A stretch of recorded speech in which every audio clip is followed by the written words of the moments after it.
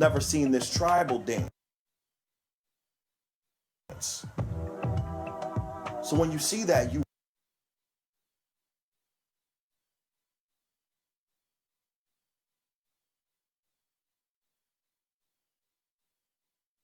realize our culture is not a learned behavior.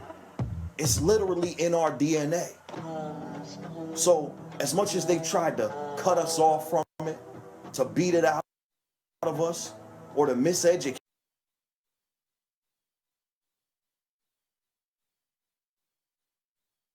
us, they couldn't take it away from us because it literally is us.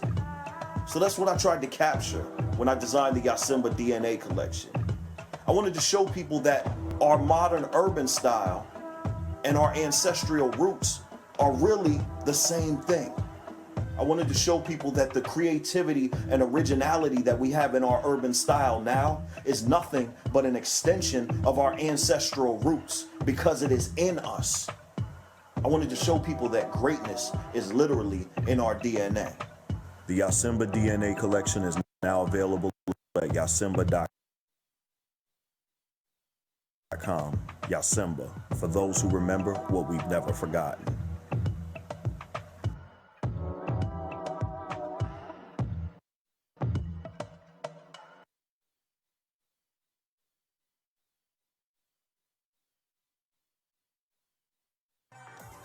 I've been vaping, but it's safer than smoking.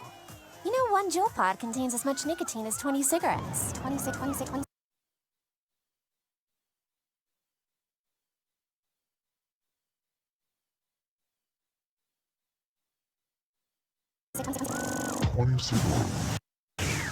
Huh.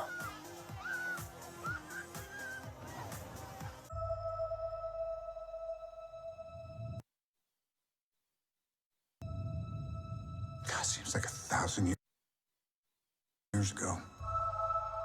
I fought my way out of that cave. Became Iron Man.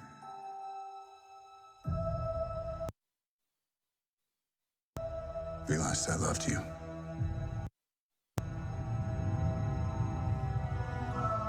I know I said no more surprises, but I was really hoping to pull off one last one.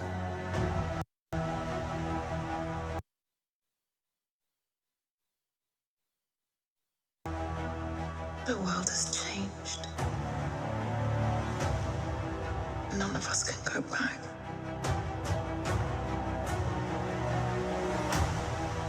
All we can do is our best. And sometimes the best that we can do is to start over.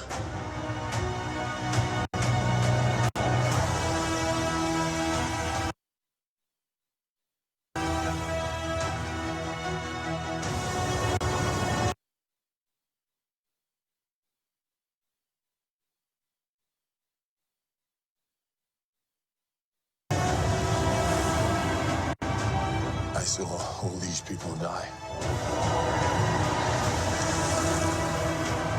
I keep telling everybody they should move on.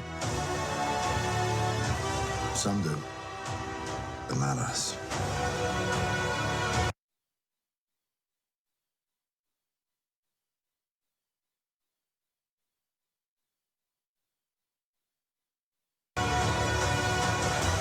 Even if there's a small chance, we owe this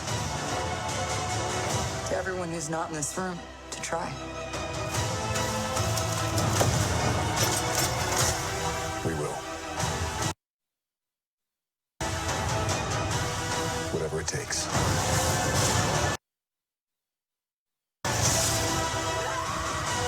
Whatever it takes.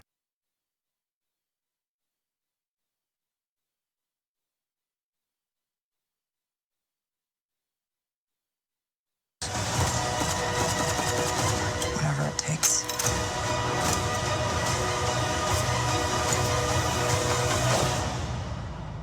Whatever it takes.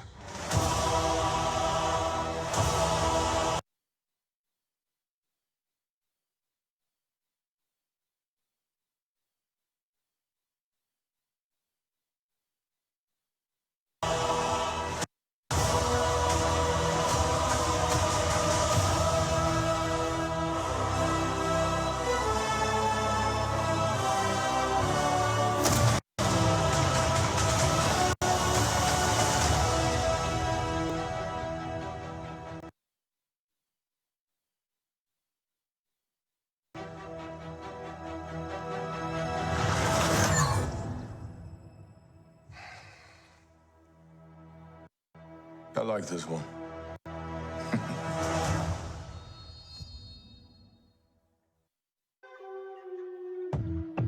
So you go to Africa and you see a guy doing a traditional tribal dance. And in the middle of the dance, the brother starts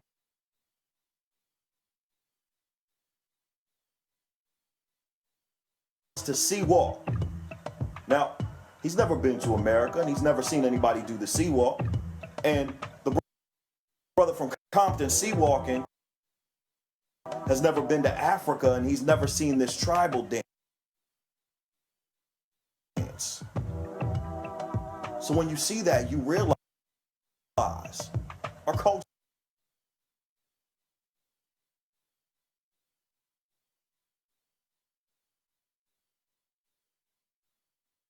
is not a learned behavior. It's literally in our DNA. So as much as they've tried to cut us off from it, to beat it out of us, or to miseducate us, they couldn't take it away from us because it literally is. Yeah.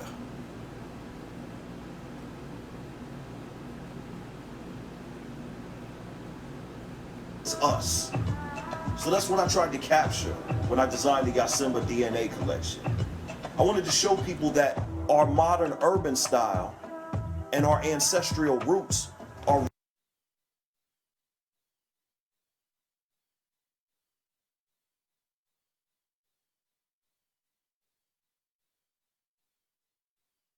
really the same thing. I wanted to show people that the creativity and originality that we have in our urban style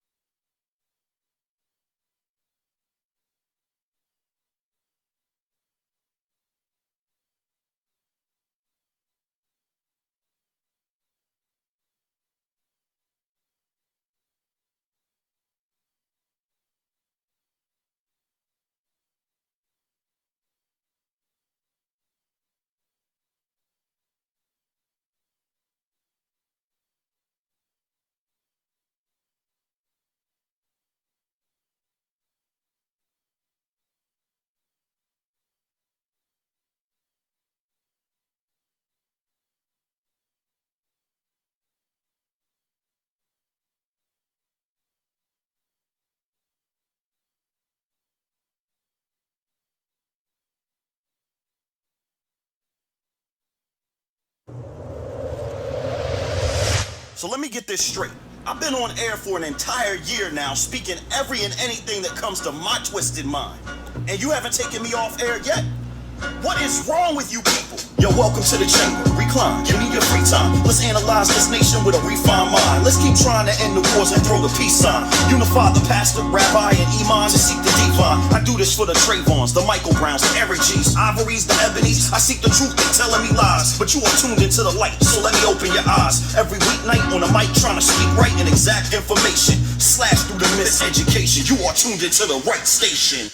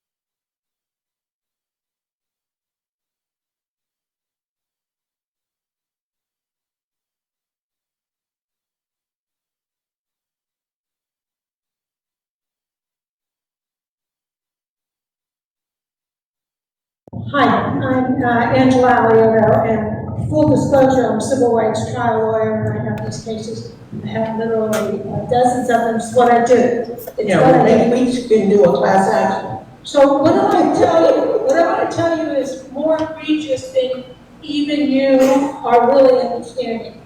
When a corporation and or an HR and or any superior ever tells you that this is the law, the word nigger is not enough in the workplace, that is absolutely not the law. So they're making fun of you by just telling you that. Okay, so for those of you that did not hear what Angela Alilito, I am gonna mess that name up all day. Forgive me ahead of time. Again, Angela Alilito, I know we had a little bit of a mic issue here just a moment ago. Angela Alilito is a former candidate for mayor of San Francisco.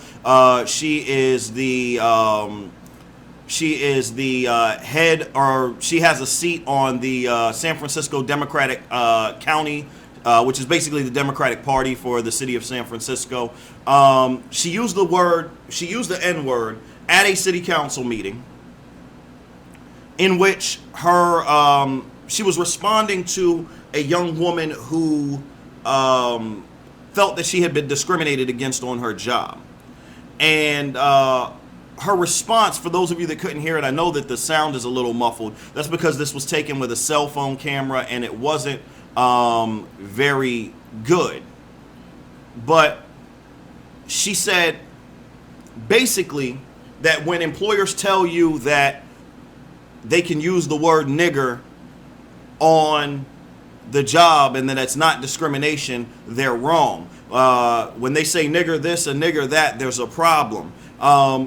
So the first question I want to ask everybody out there is, when somebody uses the N-word, does context matter? Does the context in which they use the word matter? Once again, phone lines are open, 706-452-ROXX. That's 706-452-7699. I want to hear from you, because this is a little bit of a debate. I have a debate going on in my own mind, and you guys know I'm usually pretty strong and pretty opinionated on issues. But I got a little bit of a debate going on in my own mind as to whether the way that she used the word in itself was offensive. So we're gonna go to our musical break. I think I'm gonna start you guys off. Let's get hype. And I can't think of anybody more hype than the Dark Man himself, Dark Man X. If you're tuned in on our Facebook live stream or our video stream, our YouTube stream, or anything like that, we're gonna go to a word from our sponsors. Either way, we'll be back in just a moment, ladies and gentlemen. Stay tuned.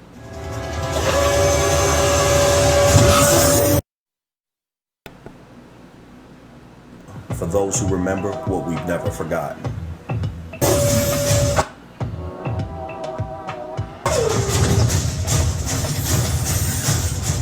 I've been vaping, but it's safer than smoking. You know, one Juul pod contains as much nicotine as 20 cigarettes. 26. Huh.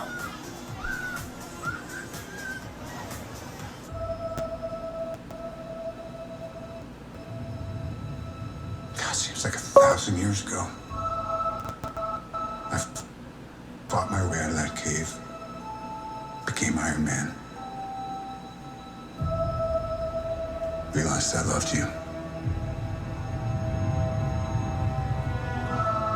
I know I said no more surprises, but I was really hoping to pull off one last one. The world has changed. None of us can go back.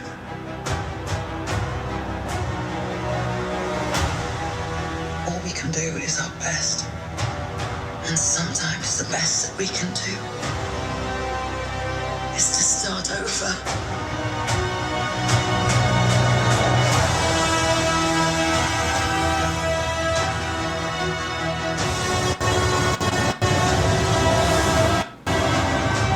I saw all these people die. I keep telling everybody they should move on. Some do, but not not us.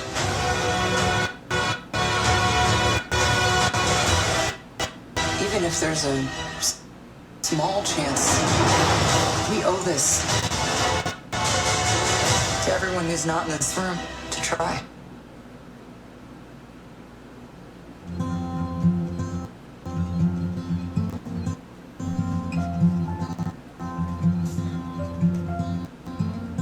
Hey, brother, there's an endless road to rediscover. Hey, brother, know the water's sweet, but blood is thicker. Oh, the sky comes falling down for you. There's nothing in this world I wouldn't do. What if I'm far from home? Oh, brother, I will hear you call. If the sky comes falling down for you.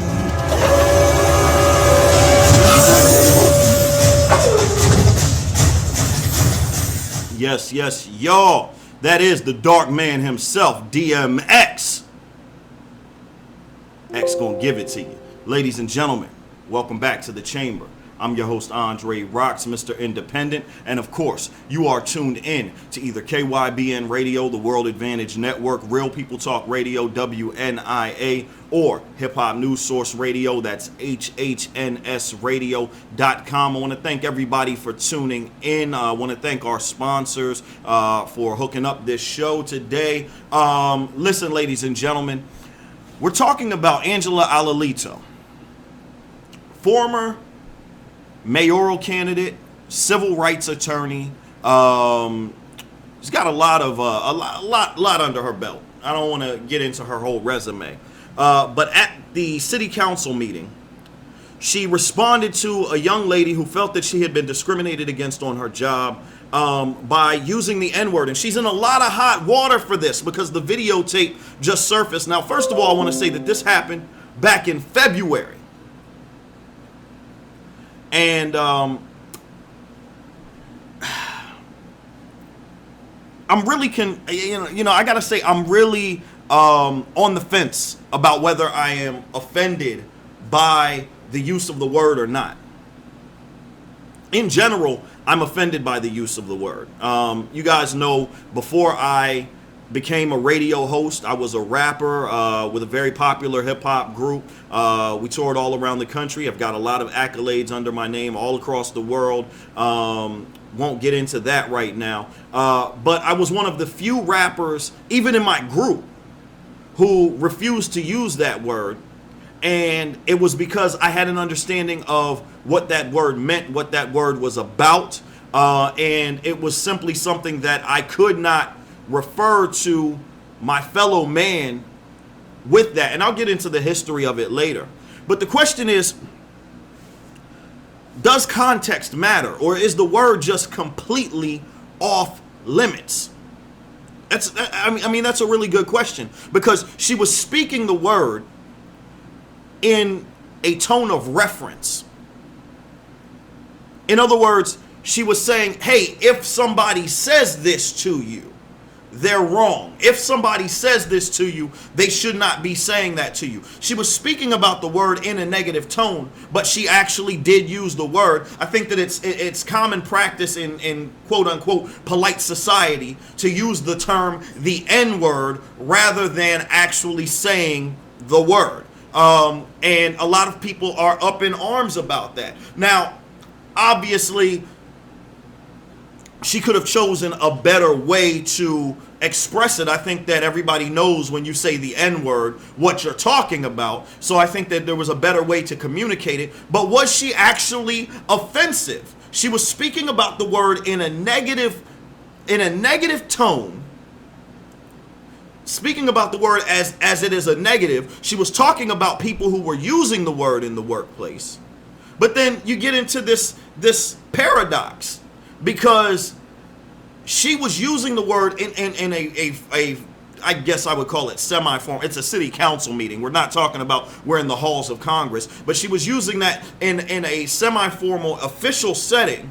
And she's still using the word to condemn people using the word in an official setting. So, again, where's the line drawn? Again, call into the show, 706-452-ROXX. That's 706-452-ROXX. I want to hear your opinions on this situation. Where is the line actually drawn? I think that for context, we need to give a little bit of a history on the word. Because, I know a lot of people, both in the African American and the Caucasian community, know that the word is offensive, but don't really have an understanding of why the word is offensive. I mean, everybody knows that the word was used in slavery to refer to African Americans. Well, let me rephrase that. Africans in America. I always use the term Africans in America because until America begins to respect those Africans as American citizens and give them full rights and privileges as American citizens, I cannot refer to myself as an American. I just will not do it. Anyway, we all know that Africans who were brought here were called the N-word. Let me ask you if you know what the term means and why it was so fundamental for the term or a term like it to be coined. And I know a lot of people say, oh, well, there are other racial slurs that get used all the time, but there are no racial slurs out there that have such a sharp history, a puncturing, a damaging history. And the dictionaries and all of that, they only tell half the story. And it's, to try to whitewash the true history behind the word. So let me give you a little bit of a breakdown here.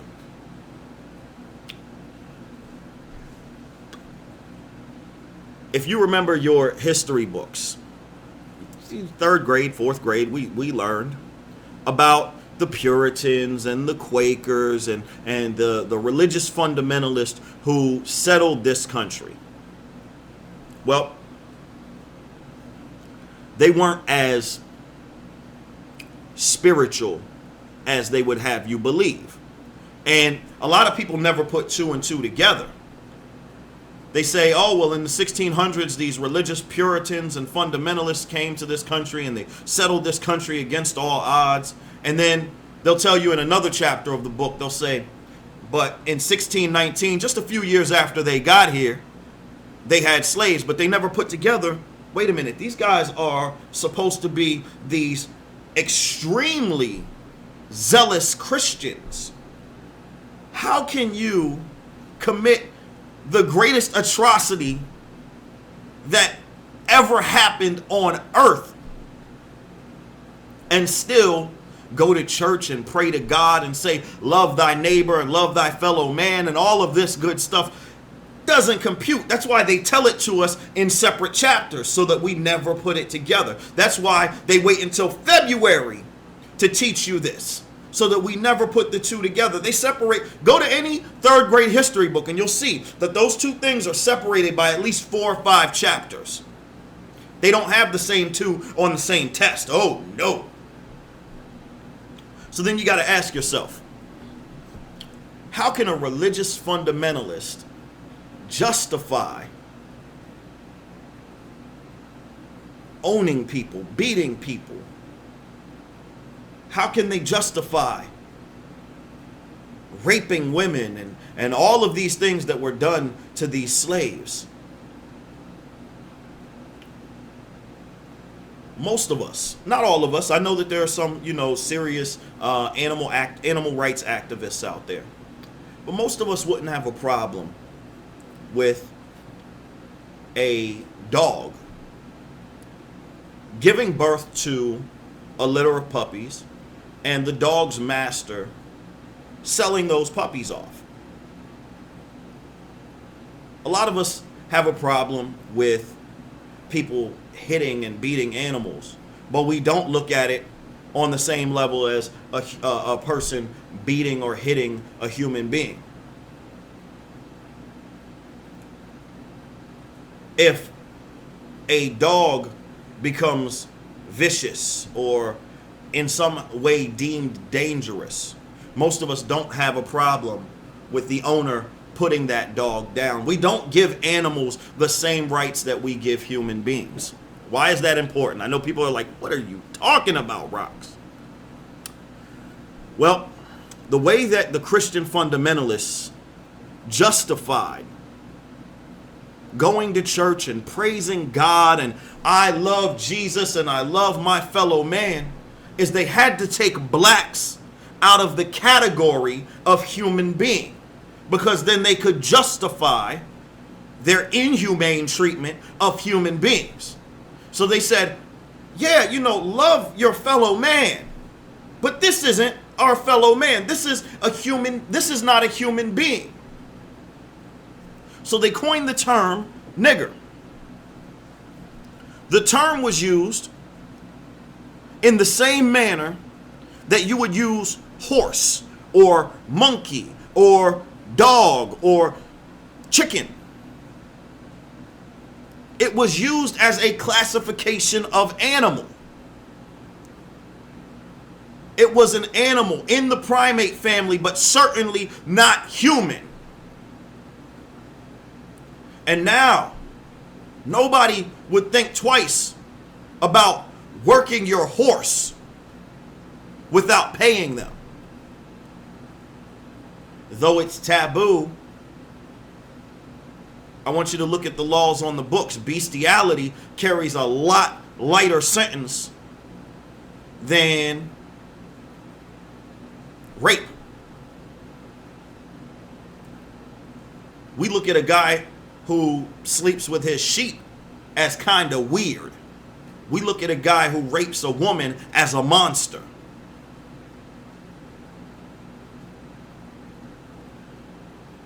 It was nothing to sell children out from under their parents or separate families, because they're not human beings, they're animals. And in that, these people could feel justified in the most inhumane treatment possible, because these aren't human beings. The reason that is real simple. England, the mother country at the time, fell in love with a product that could be grown in the southern states. Not cotton, tobacco. And these settlers who came over realized quickly that England would pay a mint for tobacco. But they lacked the manpower and the finances to grow the tobacco. They needed cheap labor. African slaves did the trick. They tried with the Native Americans, but the Native Americans kept running because they were like, we know the land better than you do. How you gonna try and keep us enslaved?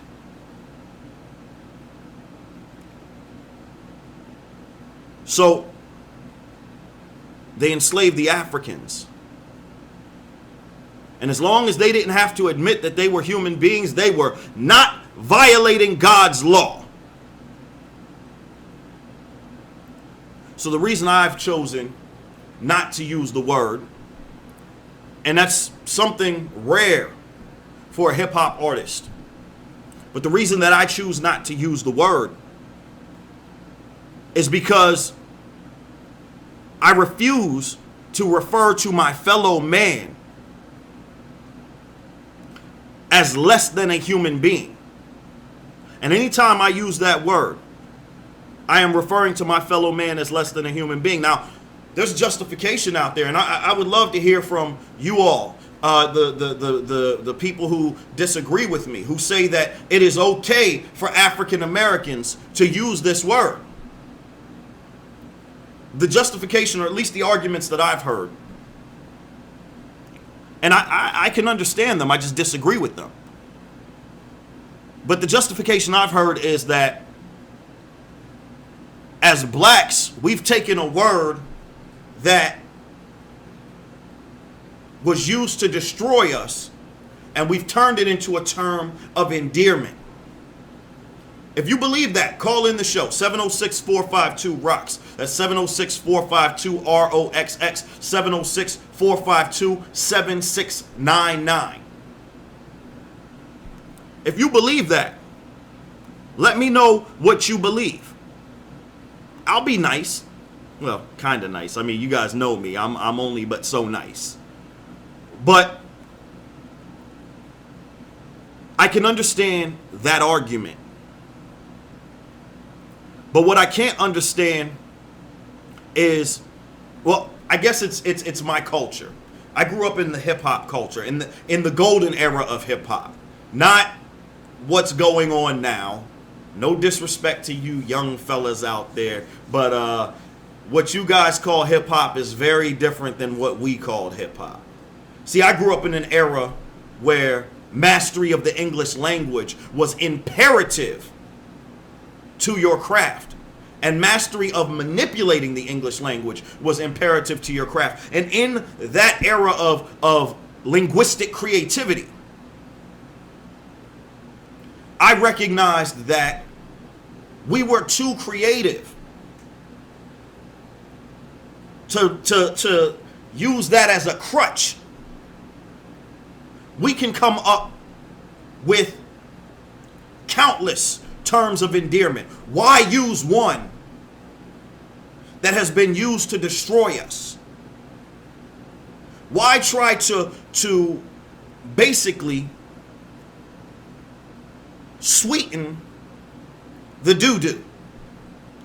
That thing is already garbage.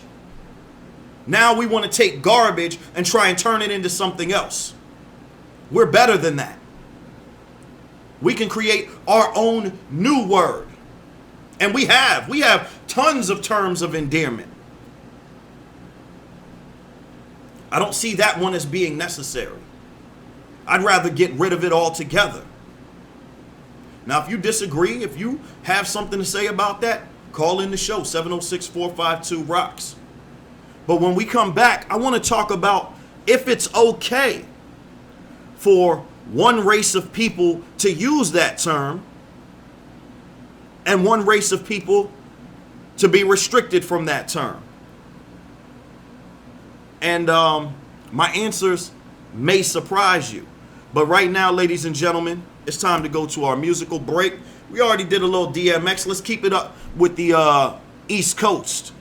And let's go to a little bit of Nasir Jones, a.k.a. Nas, If I Ruled the World, featuring Lauryn Hill. We'll be right back here on The Chamber, ladies and gentlemen. Stay tuned.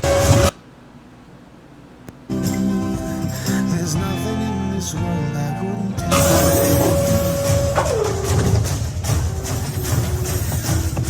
So you go to Africa and you see a guy doing a traditional tribal dance.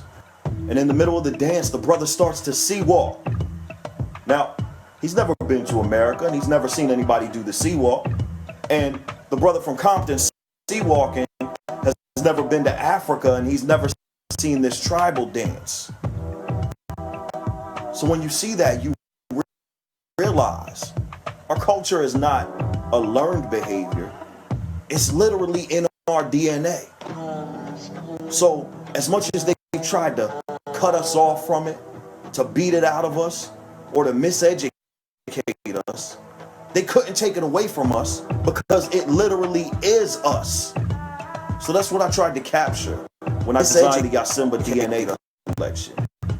I wanted to show people that our modern urban style and our ancestral roots are really the same thing. I wanted to show people that the creativity and originality that we have in our urban style now is nothing but an extension of our ancestral roots because it is in us. I wanted to show people that greatness is literally in our DNA.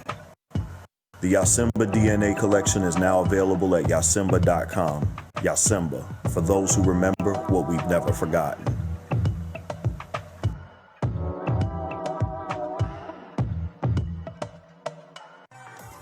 I've been vaping, but it's safer than smoking. You know, one Juul pod contains as much nicotine as 20 cigarettes. 26. It's literally in our DNA. The Yasimba DNA collection is now available at yasimba.com.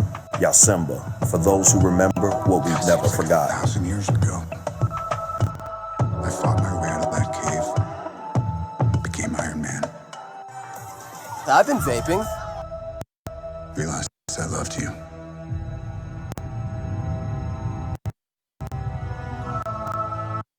I know I said no more surprises, but I was really hoping to pull off one last one.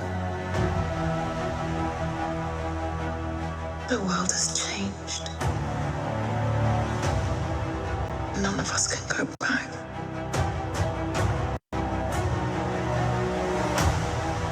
All we can do is our best. And sometimes the best that we can do is to start over.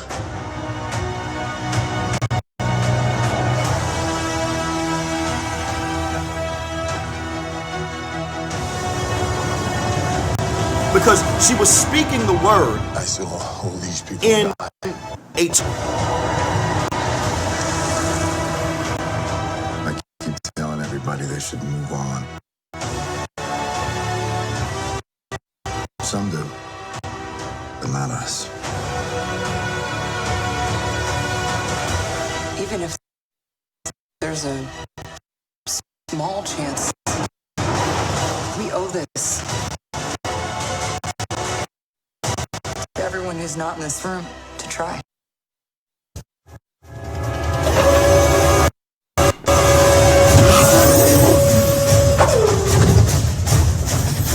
Yes, y'all. That's Nasir Jones, aka Nas, If I Ruled the World. Ladies and gentlemen, welcome back to the chamber. I'm your host, Andre Roxx, Mr. Independent. And of course, you are tuned in to either KYBN Radio, the World Advantage Network, Real People Talk Radio, WNIA, or Hip Hop News Source Radio. That's HHNSradio.com. I want to thank everybody for tuning in today. So we're talking about the N-word. We're talking about the N-word. The big question is the N-word okay for some people to use and not for others? Let me give you both arguments here. The first argument is always, well, why can black people use it and white people can't? Let me tell you where I stand on that. I don't use the word. I don't. You can go back through all of my albums, all of my interviews, everything like that. You will not hear me use the word once. Not in my music, not in my everyday vernacular. Have I used the word in the past? Yes. I'm not going to, sit here and BS you.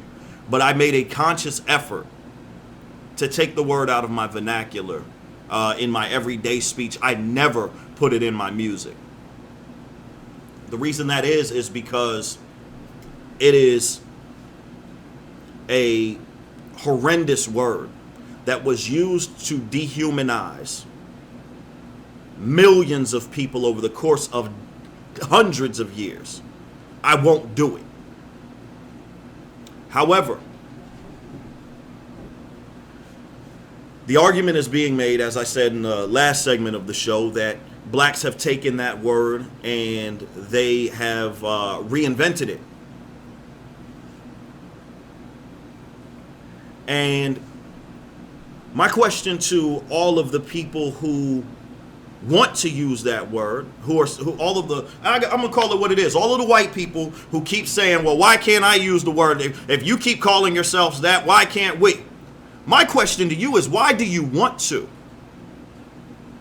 Like, seriously, if you are that anxious to use the word, you're not trying to use it as a term of endearment. Don't insult my intelligence by trying to tell me that you're trying to use that word as a term of endearment. You're trying to use that word as a slick way of trying to dehumanize us again, trying to offend us and get away with it.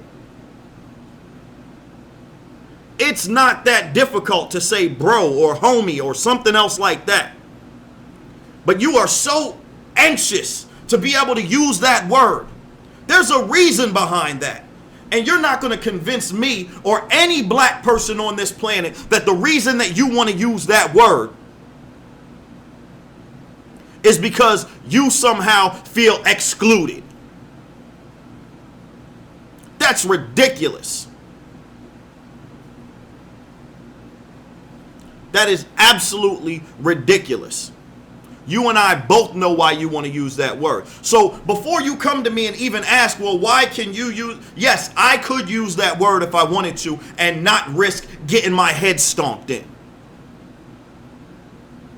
And no, white people, you can't. I choose not to. But yes, I could and not risk getting my head stomped in. White people, the bigger question is, why do you want to use that word? Why is that such a big deal?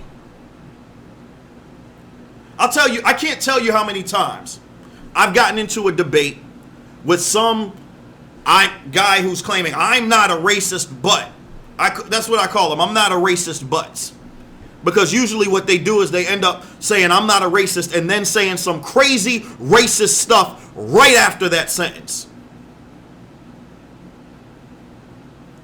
I can't tell you how many debates I've gotten into with people like that who say, well, why can't I use the word? Why do you want to? Seriously, for those of you making that argument, why can't I use the word? Call into the show. Give me a reason other than the fact that you want to, on the slick, insult African Americans, Africans in America. Give me another reason. Seriously, I'll hear you out. I will not interrupt you. I will let you speak your piece before I destroy your argument. And yes, I will destroy your argument. But I'll be courteous about it. But I want to know, give me another reason why it is so imperative that you be able to use that word. Because I can't think of any. Why is it that hard? I mean, and I want to be clear here. It's not like we don't filter ourselves on a regular basis. It's no secret, ladies and gentlemen. If you've ever heard me speak other than on the chamber, I use profanity in my daily speech. But I'm at my job right now. And there are certain restrictions that the FCC as well as other organizations put on me that say I cannot use certain language.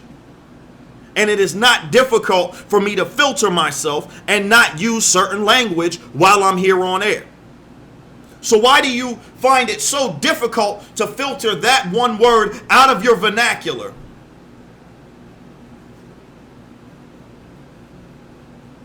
It doesn't make sense to me. Like, I'm sorry, unless you have Tourette's syndrome, words don't just slip out like a sneeze. We think about the things that we say and we put them out there. So if you want to use that word and you're Caucasian, I'm going to keep it real with you. You are a on the slick racist. There's no other explanation for it.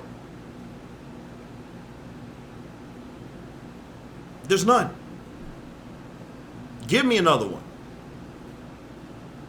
You're the same type of people who argue, oh, the Confederate statues should be left alone because that's a part of our history. You're on the slick racist. That is an on the slick racist remark. You're the same type of people. Well, we'll get into that a little bit later on in the show because we've got another story coming up that I need to hold that comment off for. But I want to know, why do you want to use that word? I want to know. Give me a reason. The flip side of that is people say, well, it's not offensive anymore. We've reclaimed it. We talked about that earlier. You can't reclaim something that was never yours. And that word was never ours. So, getting back to the story that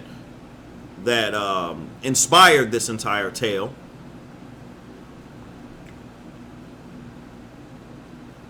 did Angela Alalito use the word to offend? Should she be getting ousted right now for using the word in the context that she used the word? Was it a poor decision? Yes. But I think that we get so caught up sometimes in absolutes that we don't realize that life is full of gray areas. Am I upset that she used the word? Yeah, but a little bit. In this context, I don't believe that she was using the word to offend or to insult. I just go back and I watch the video and I say she was using the word in reference to something that someone would say to try to offend someone. She herself was not trying to offend. She was trying to offer advice to an African American who was being discriminated against at her job.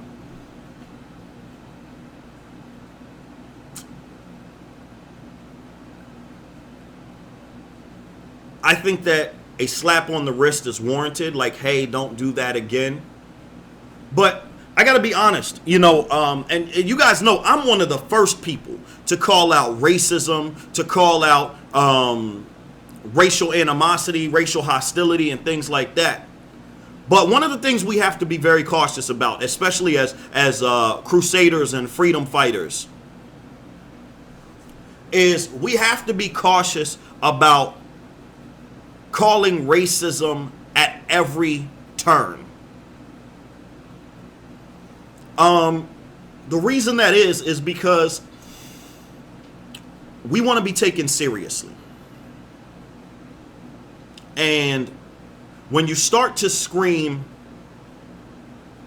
racism, bigotry, every time the slightest offense takes place, it's like the boy who cried wolf. If you keep saying it, it loses its potency. People start to ignore. Oh my God, they call racism at everything. Everything. People start to ignore. People start to justify. Like with this situation, the argument, and I would even make this argument if I were on the other side, is there was no offense intended. It's clear that there was no offense intended. Just the simple use of the word incited a reaction. And I think that the reaction does not fit the action.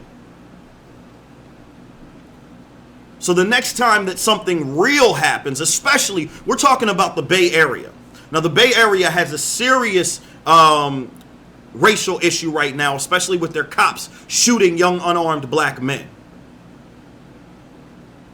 But the next time it happens, what they're going to say is, look, every time something happens, these black people, they overreact. And they're going to use this situation to dismiss a real situation that goes on. I will call out even the slightest hint of racism. Do I believe that Angela Alalito is racist? I don't know. Her statements don't support that allegation. Her statements were absolutely a bonehead statement. It was stupid. And somebody should call her out on her stupidity. But I can't call it bigotry or racism. This is one of the few times that the word was used that I won't call that out. I don't believe that it was said as a slur. It was said in reference.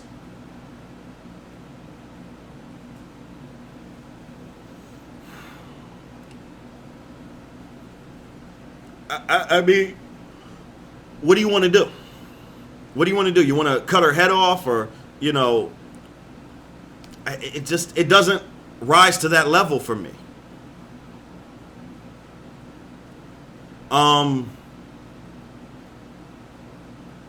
Again, I want to hear from you all.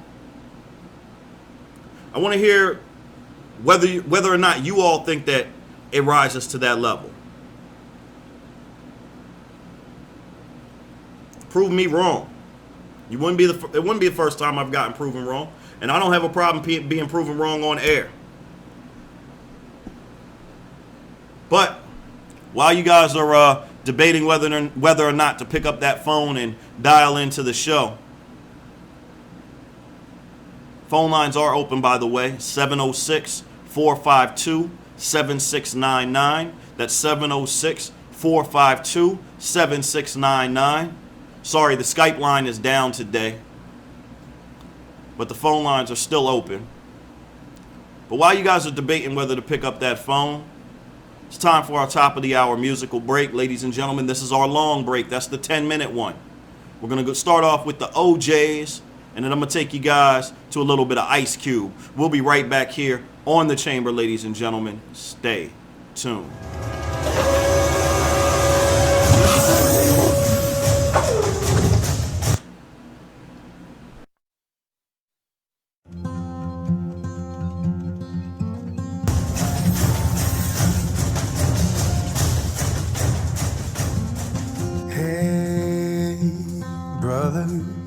There's an endless road to rediscover. Hey, brother, know the water's sweet, but blood is thicker. Oh, the sky comes falling down for you. There's nothing in this world I wouldn't do. What if I'm far from home? Oh, brother, I will hear you call. If the sky comes falling down for you, there's nothing in this world I wouldn't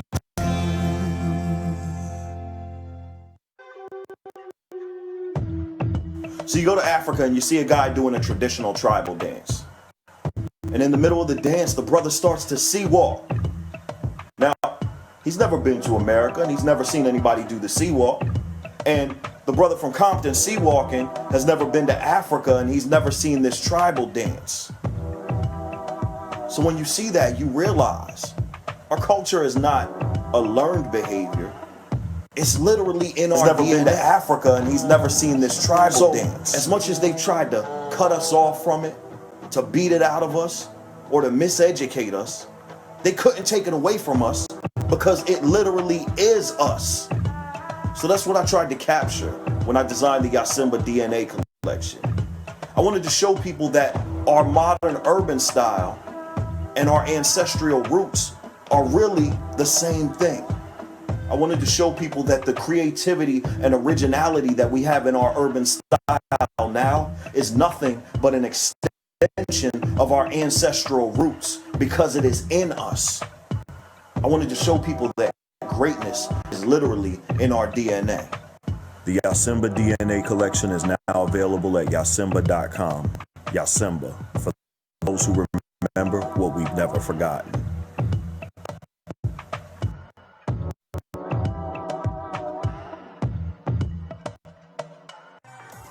I've been vaping, but it's safer than smoking. You know, one Juul pod contains as much nicotine as 20 cigarettes. 20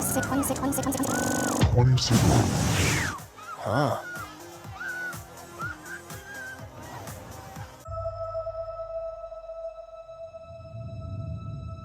God, seems like 1,000 years ago. I fought my way out of that cave. Became Iron Man. Simba.com. Yasimba. For those who remember what we've never forgotten. I know I said no more surprises, but I was really hoping to pull off one last one. The world has changed. None of us can go back.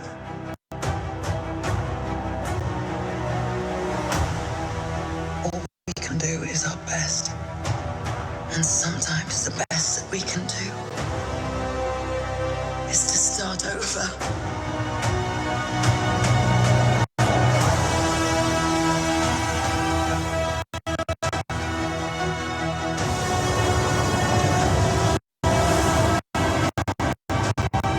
I saw all these people die. I keep telling everybody they should move on. Some do, but not us. Even if there's a small chance, we owe this to everyone who's not in this room to try.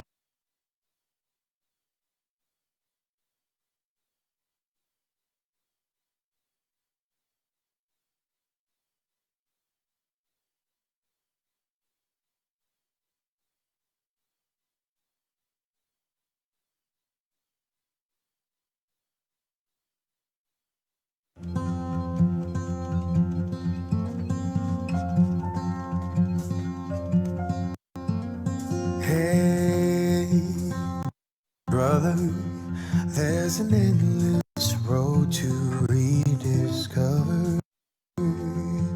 Hey, brother, know the water's sweet, but blood is thicker. Oh, the sky comes falling down for you. There's nothing in this world I wouldn't do.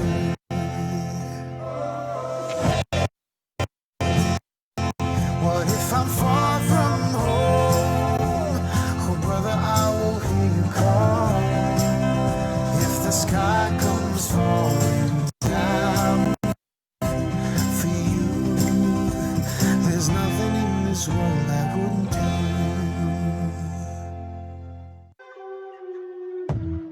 do. So you go to Africa and you see a guy doing a traditional tribal dance. And in the middle of the dance, the brother starts to sea walk. Now, he's never been to America and he's never seen anybody do the sea walk. And the brother from Compton sea walking has never been to Africa and he's never seen this tribal dance. So when you see that, you realize our culture is not a learned behavior. It's literally in our DNA. So as much as they tried to cut us off from it, to beat it out of us, or to miseducate us, they couldn't take it away from us because it literally is us. So that's what I tried to capture when I designed the Yasimba DNA collection. I wanted to show people that our modern urban style and our ancestral roots are really the same thing. I wanted to show people that the creativity and originality that we have in our urban style now is nothing but an extension of our ancestral roots because it is in us. I wanted to show people that greatness is literally in our DNA.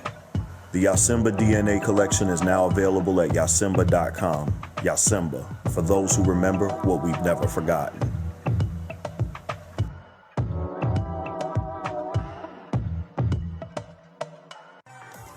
I've been vaping, but it's safer than smoking. You know, one Juul pod contains as much nicotine as 20 cigarettes. 26. Huh.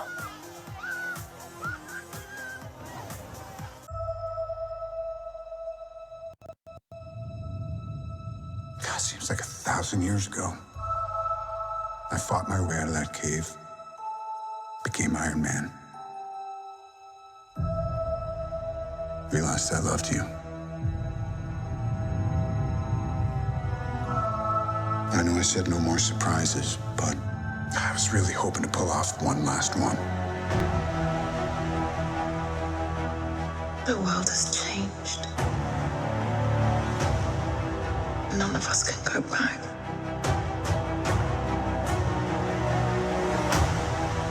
All we can do is our best. And sometimes the best that we can do is to start over.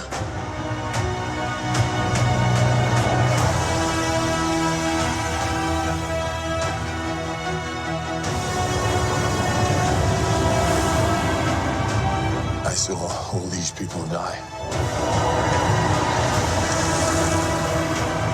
I keep telling everybody they should move on. Some do, but not us. Even if there's a small chance, we owe this to everyone who's not in this room to try.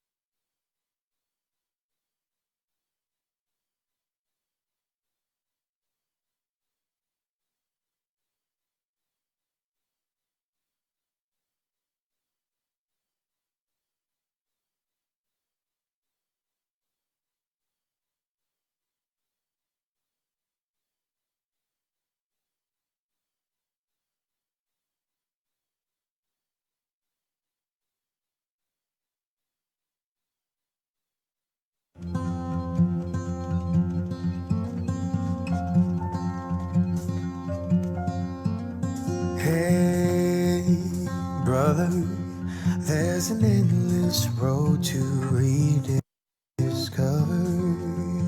Hey, brother, know the wall.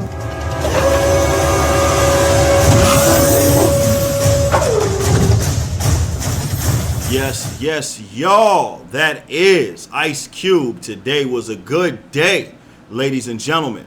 Welcome back to the chamber. I'm your host, Andre Roxx, Mr. Independent. And of course, you are tuned in to either KYBN Radio, the World Advantage Network, Real People Talk Radio, WNIA, or Hip Hop News Source Radio. That's HHNSradio.com. I want to thank everybody for tuning in today. Let's hop off of the N-word for a second, because I want to talk about something else.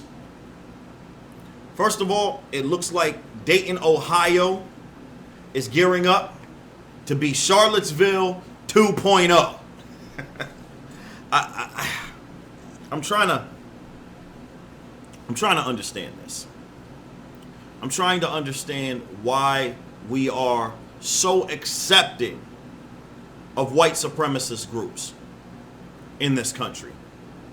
Why are we so accepting of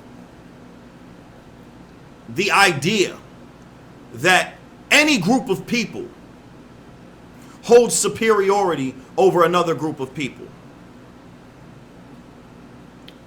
Why do we try to hide that behind First Amendment rights and things like that? Because the First Amendment has its limitations. We all know the old adage, you can't go into a crowded theater and yell fire. That's not protected speech. Why are we getting so lenient when it comes to these white supremacist groups? I want to talk first of all about Dayton, Ohio. So, an offshoot of the domestic terrorist group, the Ku Klux Klan. And yes, I called you domestic terrorists. They're headed up to Dayton, Ohio to rally on Saturday. Now, you guys remember when we had the last big Ku Klux Klan rally. Didn't turn out too well. Young lady got run over by a car. And then the president of the United States said, but there were good people on both sides. Well, we're getting ready to have that again. I hope nobody gets hurt. I hope nobody dies. Well, you know what? I don't care if the white supremacists die. Let's be honest here. I wish every last one of them would die. I'm kind of on the Samuel L. Jackson tip with them. Yes, they deserve to die, and I hope they burn in hell.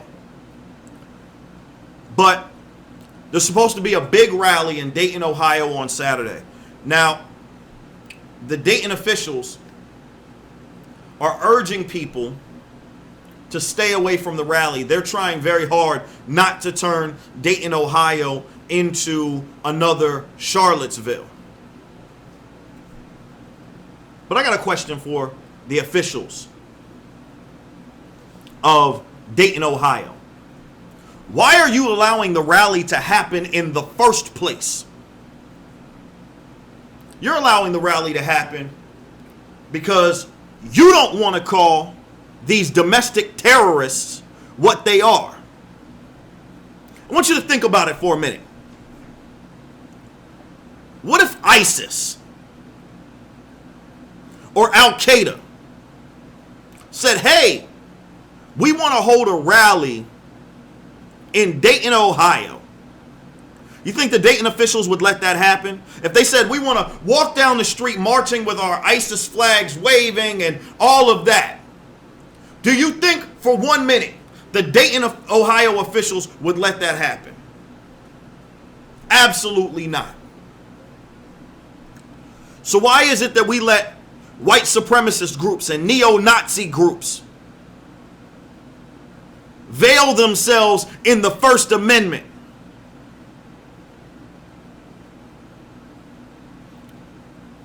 It's real simple. Whites have privileges in this country that no one else enjoys. And in some cases, even privileges that that nobody should enjoy.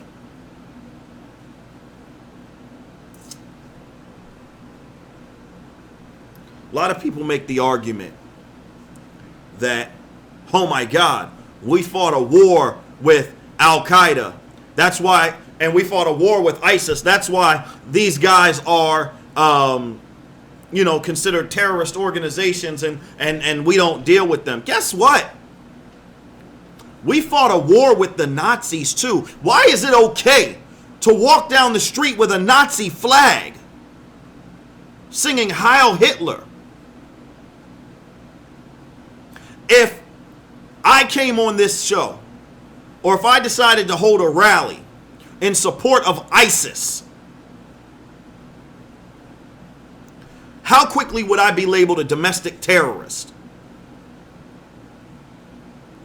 How quickly would the FBI or some other government organization sweep me away to Guantanamo Bay? It wouldn't be too long. Where I had no rights, no right to due process, anything like that. Wouldn't be too long. Be about a week, maybe. But we give these terrorists who we fought a war with the ability to do so. We fought a war against the Confederacy.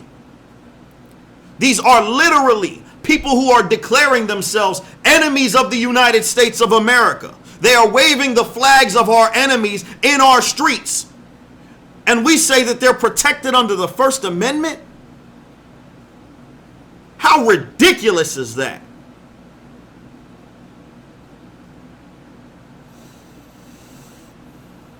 We'll talk more about this when we come back from our break. If you're tuned in on our radio stream, I'm gonna take you guys to a little bit of I don't know. Let's go with Trying to think here. Let's go with a little bit of Teddy Pendergrass, Love TKO. If you're tuned in on our video stream, we're going to go to a word from our sponsors. Either way, we'll be right back in a moment, ladies and gentlemen. Stay tuned.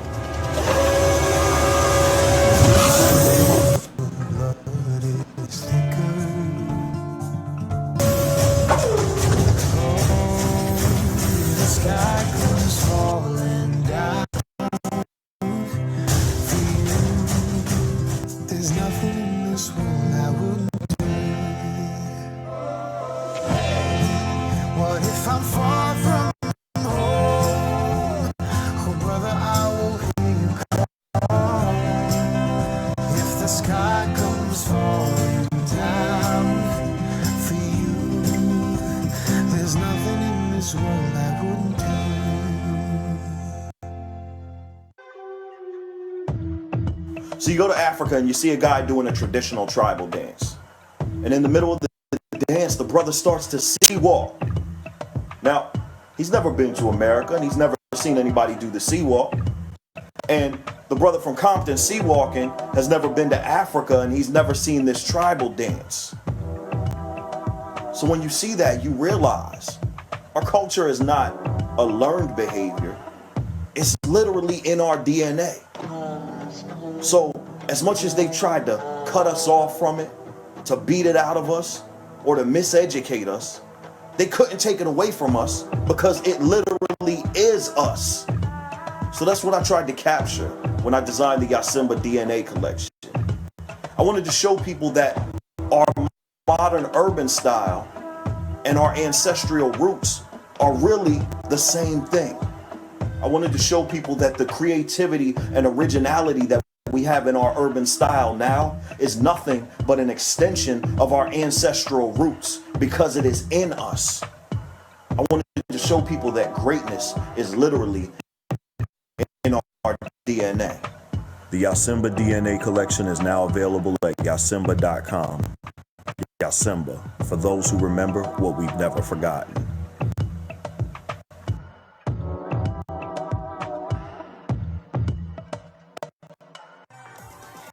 I've been vaping, but it's safer than smoking. You know, one Juul pod contains as much nicotine as 20 cigarettes. 26.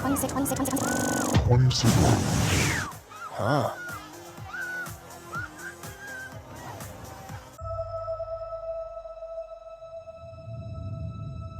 God, seems like 1,000 years ago. I fought my way out of that cave, became Iron Man.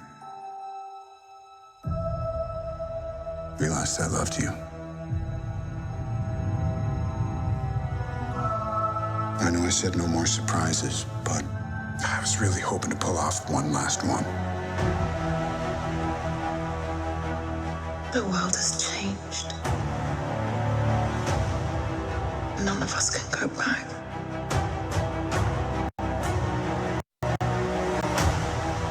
All we can do is our best. And sometimes the best that we can do is to start over.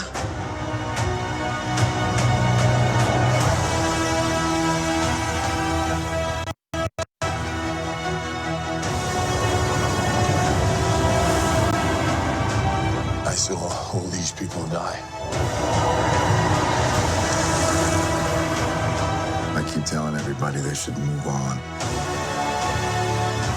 Some do, but not us. Even if there's a small chance, we owe this to everyone who's not in this room to try.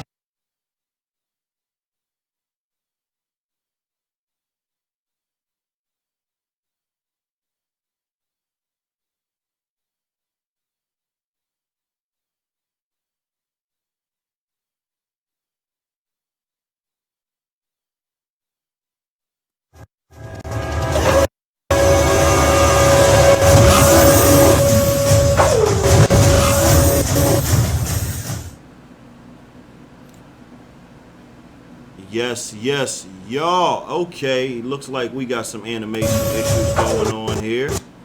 No big deal. No big deal. We got some animation issues. It happens. Anyway, ladies and gentlemen, that was Love TKO by Teddy Pendergrass. Welcome back to the chamber. I'm your host, Andre Roxx, Mr. Independent. And of course, you are tuned in to either KYBN Radio, the World Advantage Network, Real People Talk Radio, WNIA, or Hip Hop News Source Radio. That's HHNSradio.com. I want to thank everybody for tuning in today. Let's talk about this Dayton, Ohio rally of white supremacists. And the city of Dayton, Ohio, they're saying we're afraid that we're going to become the next Charlottesville, which is a very good possibility, because I can promise you that a gathering of white supremacists is going to attract a counter rally. It is going to attract counter protesters, because nobody wants these idiots in our nation. Yet here they are. They're here. So what do you do about it? First of all, the government has to stop pretending that they don't exist and that they're not as big a threat as ISIS or the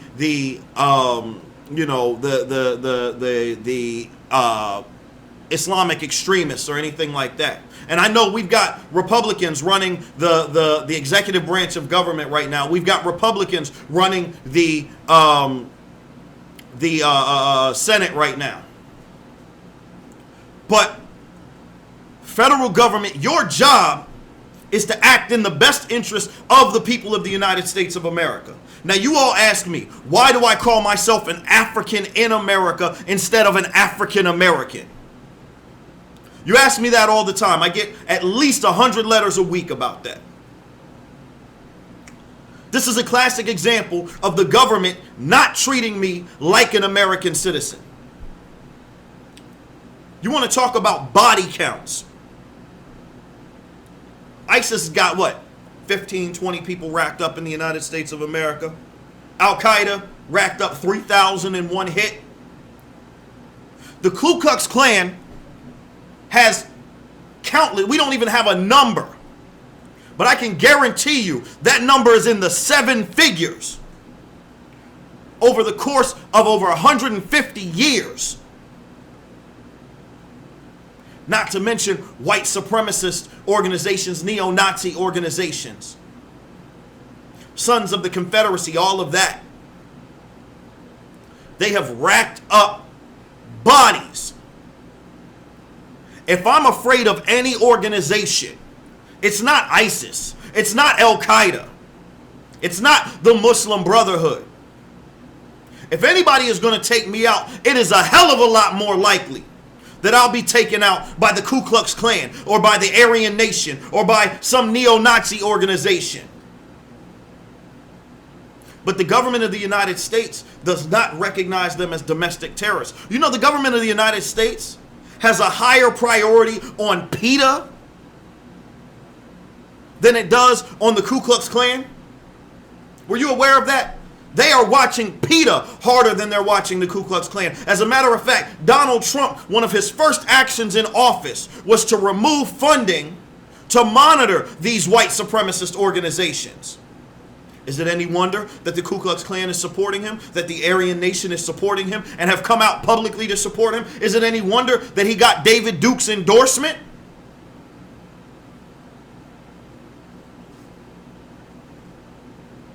Come on, ladies and gentlemen. You can see what's happening here. These people have declared themselves enemies of this. Just look at the flags that they're waving. Confederate flags and Nazi flags. Two groups that we went to war with. But nobody wants to label them a terrorist organization, which allows them to fight for protections under the First Amendment to the Constitution. Instead of calling them a gang. Let me ask you this. What if the Bloods, the Crips, the Latin Kings wanted to have a rally? They never get a permit from the city of Dayton. Dayton, if you want to do something here, defy the federal government and deny them the ability to march in your town. Make them take it to the Supreme Court. Label them a terrorist organization. See, city governments and state governments, you do have rights.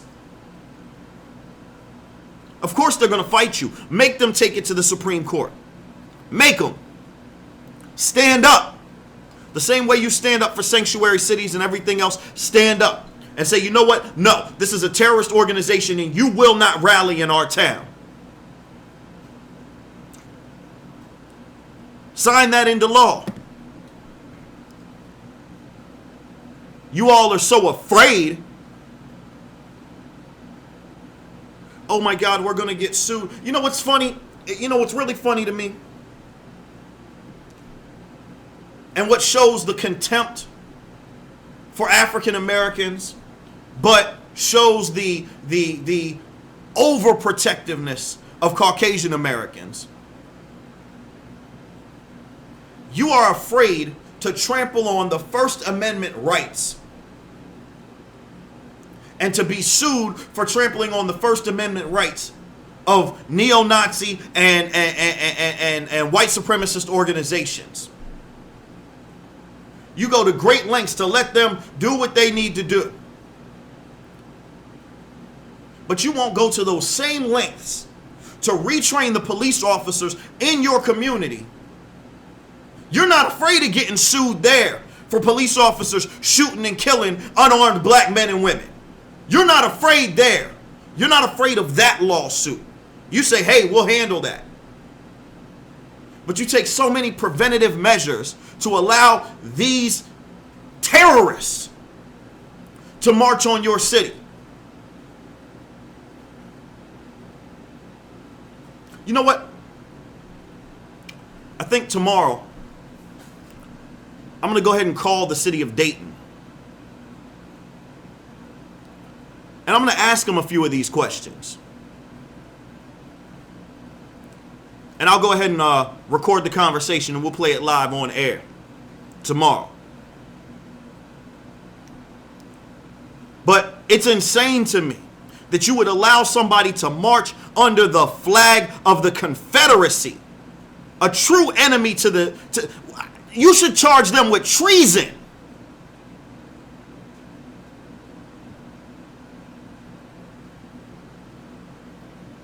You know what kills me? The same people who will argue against your right to burn an American flag will argue for the right to carry a Confederate flag or to carry a Nazi flag, which is truly the enemy of the United States of America. That kills me. You know, I have a neighbor. For all those of you that don't know, I moved down to Florida recently. So I'm in the deep South.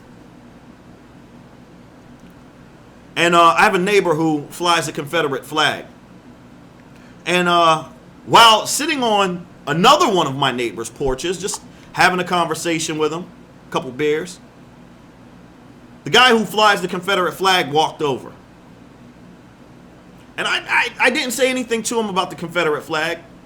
He just came over and said, I hope that flag doesn't offend you. And I said, well, yeah, it kind of does. And then he proceeded to try to explain to me that the flag had nothing to do with slavery or African Americans or anything like that. And it kills me how these idiots justify their hatred.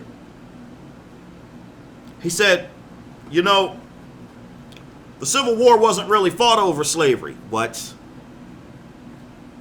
Come on, stop it. Said, no, the Civil War was fought over states' rights. And I said, listen, there is nothing that the South that the Confederacy requested as a right for their states, except for the desire to own slaves. So yes, it was fought over states' rights, state rights to own a slave. That means it was fought over slavery.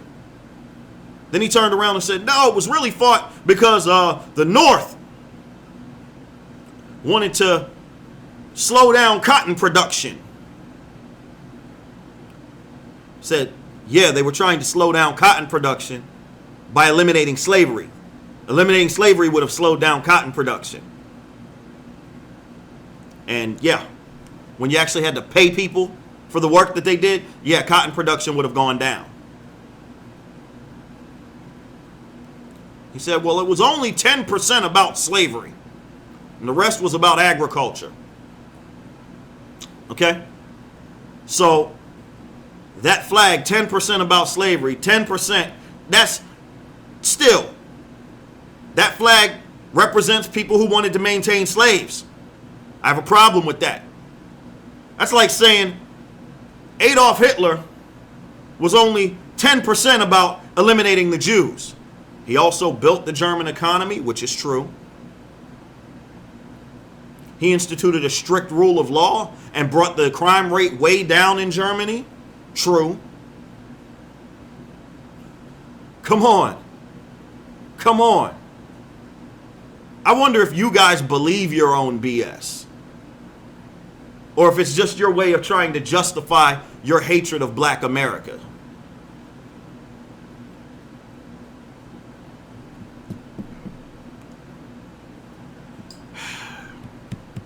I'm trying very hard to understand why these governments will look the other way to groups that murder people. You know, at the beginning of the show, well, at the first segment of the show, I talked about how America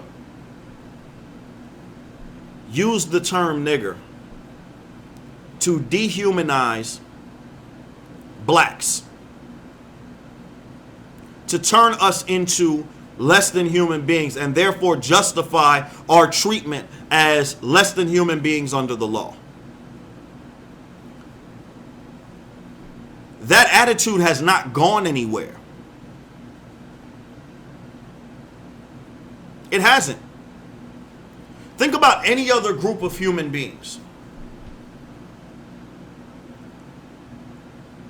What if NAMBLA, for those of you that don't know, that's a pedophile organization, decided that they wanted to have a march in Dayton, Ohio. Dayton police, Dayton officials would do everything in their power and would stop that from happening. Because we believe in protecting human children. And a pedophile gathering is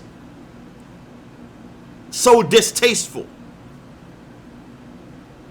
That is a group of human beings that we believe in protecting. Children. But blacks, another group of human beings, we say, you know what? It might be distasteful that these people are talking about killing black people and that they have actually committed these crimes on many occasions. But we're going to respect their First Amendment rights. That shows me that the United States of America has less regard for the life and safety of blacks than it does for other groups of human beings. Telling me that the attitude that we are lesser still exists in the United States.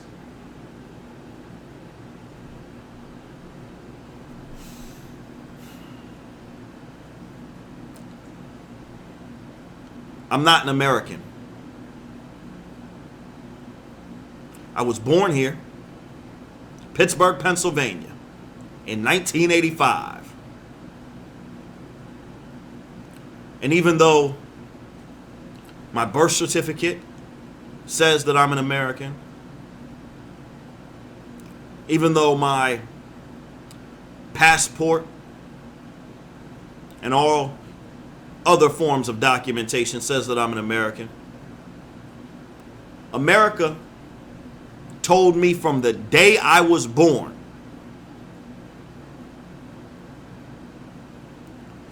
that you do not have the privileges of an American.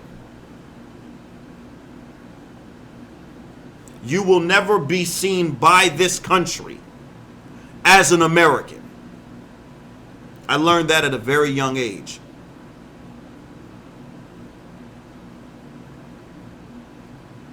So I'm not an American. As long as marches like this take place and America does nothing to stop it, I'm not an American. That wasn't a choice I made. America made that choice for me.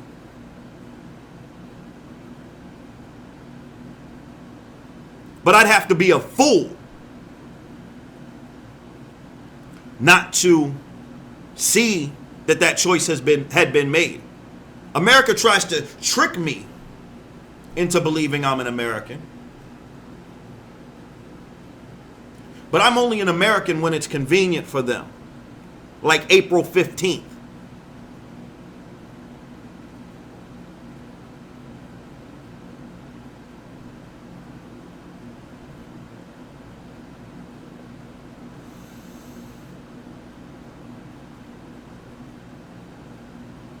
When will America treat me like an American? When will America say, this is unacceptable because American citizens should not have to endure your threats? This is a group of people that killed a woman just a few years ago. These are murderers.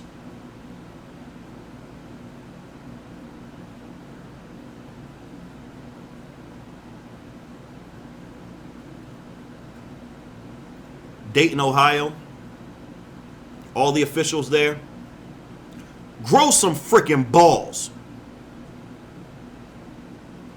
Grow some. Grow a pair. Tell them no. You're worried about it becoming the next Charlottesville? Don't let it happen.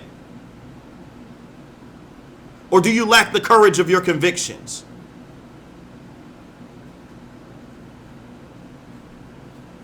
I don't.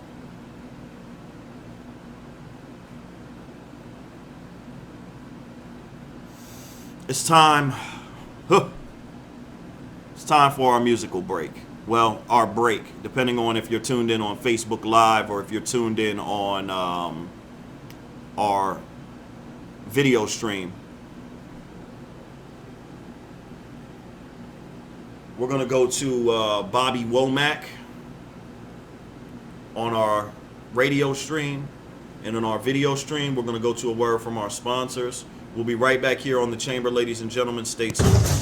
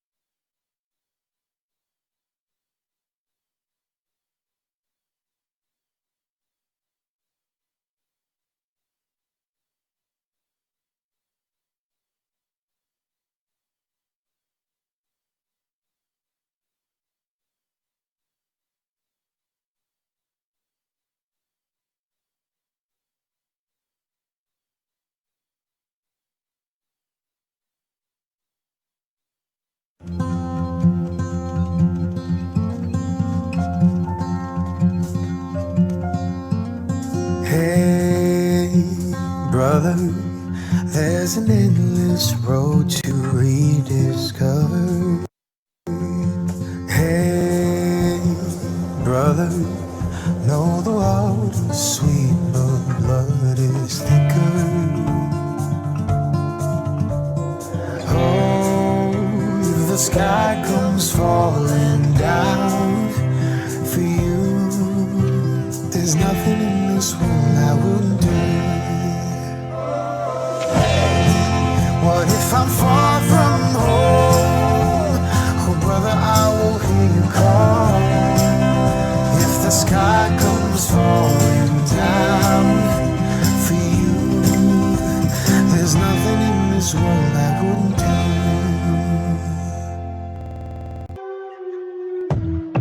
do. So you go to Africa and you see a guy doing a traditional tribal dance. And in the middle of the dance, the brother starts to sea walk.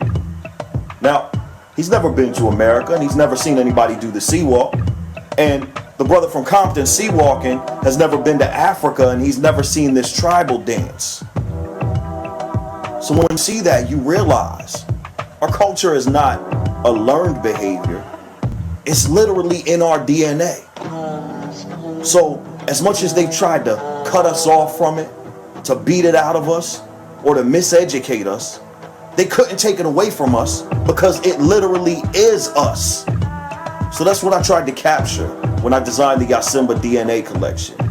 I wanted to show people that our modern urban style and our ancestral roots are really the same thing. I wanted to show people that the creativity and originality that we have in our urban style now is nothing but an extension of our ancestral roots because it is in us. I wanted to show people that greatness is literally in our DNA. The Yasimba DNA collection is now available at yasimba.com. Yasimba, for those who remember what we never forgot.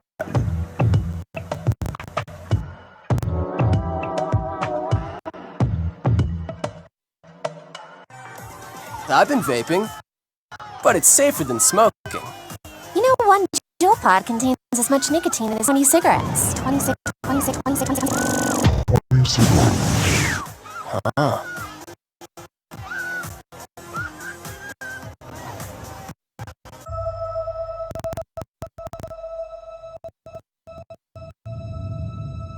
God, seems like 1,000 years ago. I fought my way out of that cave. Became Iron Man.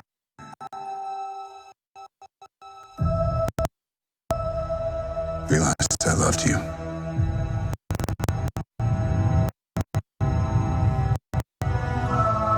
I know I said no more surprises, but I was really hoping to pull off one last one. The world has changed. None of us can go back.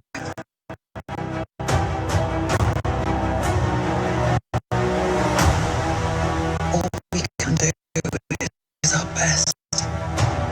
And sometimes the best that we can do is to start over.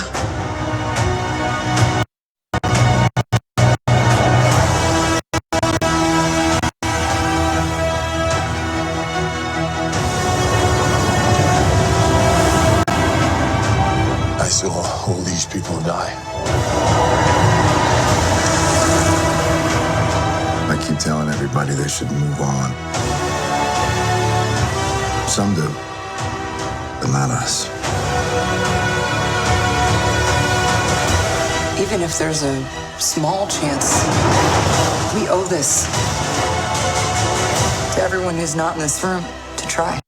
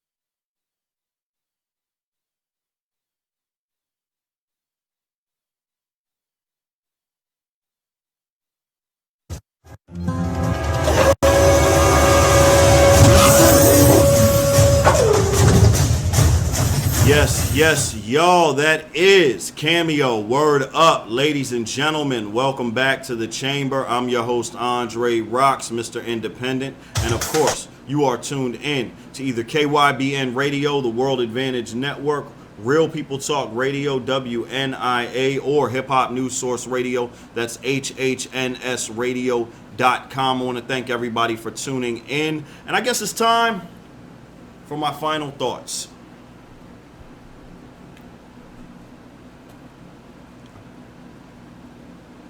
First and foremost, I'm not an animal.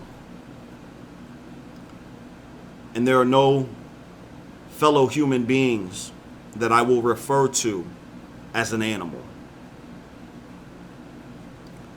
I cannot look another man or woman in the eye,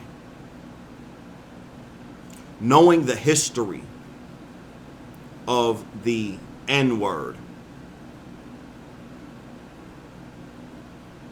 and disrespect their humanity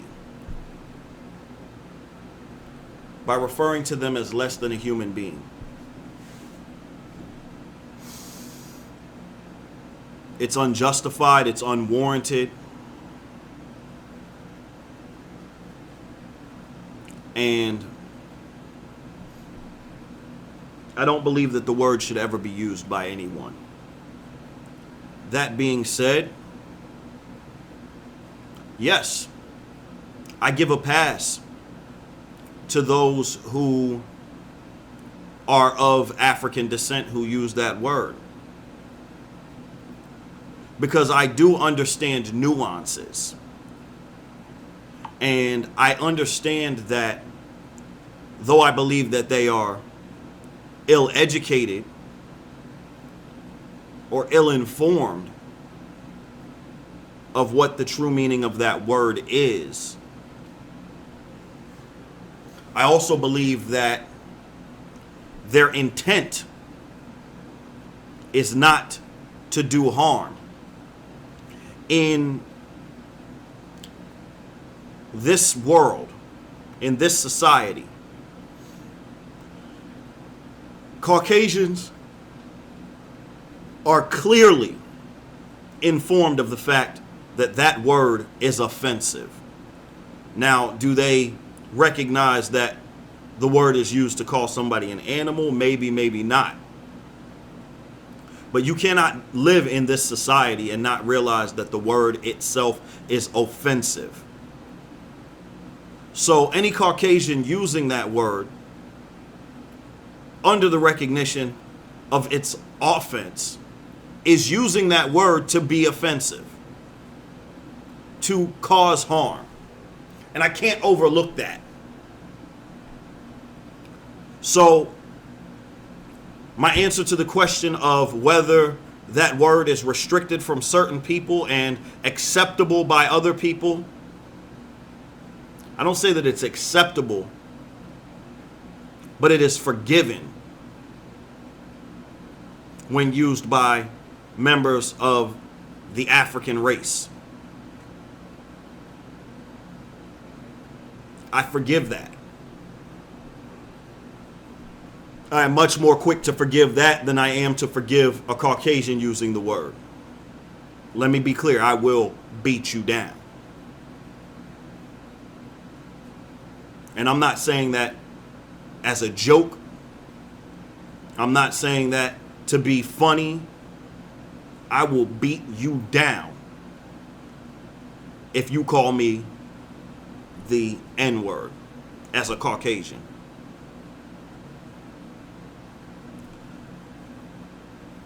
That being said, it seems as though we have a tendency in this country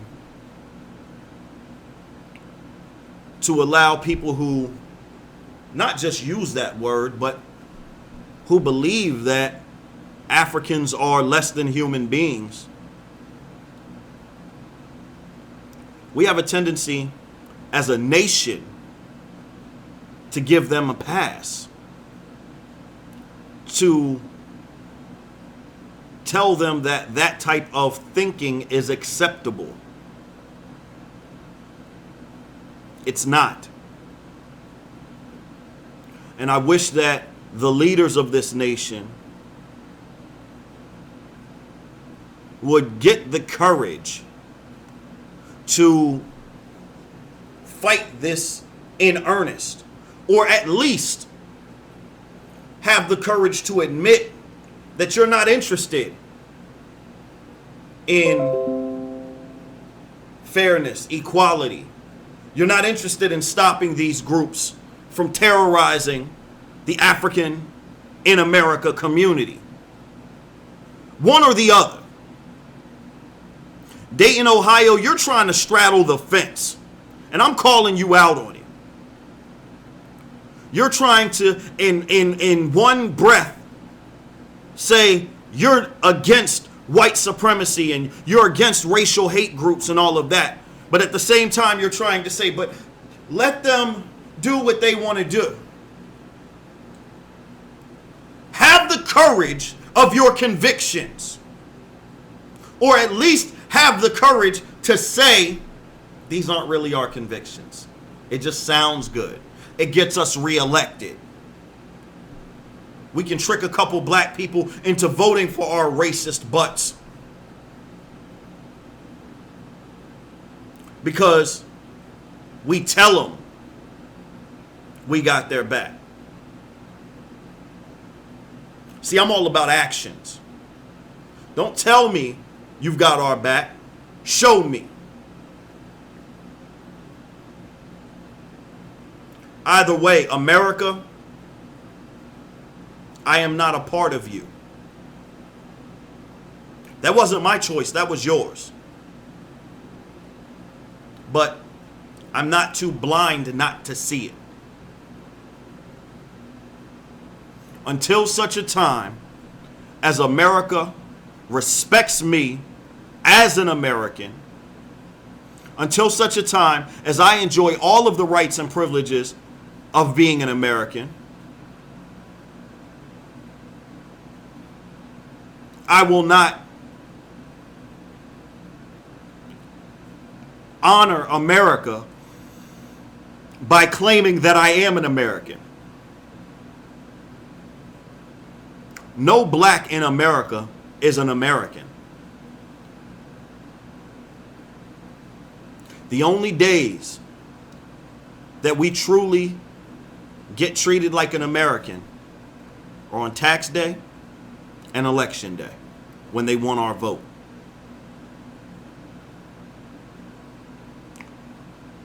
So America, I'm not one of you.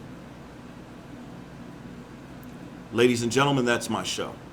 I want to thank everybody out there for inviting me into your home, into your vehicle, onto your laptop, your cell phone, your tablet, computer, however you're listening to me today. I want to thank you for inviting me into your eardrums. It's always an honor and a privilege to have my voice heard, to have my opinion taken into consideration. Even if you disagree with everything I just said, I still appreciate you taking the time to hear me out. That's an honor and a privilege that I do not take for granted, so thank you very much for that. As always, y'all, remember, we don't have to like each other, but God said we should love each other. I'm your host, Andre Roxx, Mr. Independent. Until next time, y'all, peace and blessings. I am out.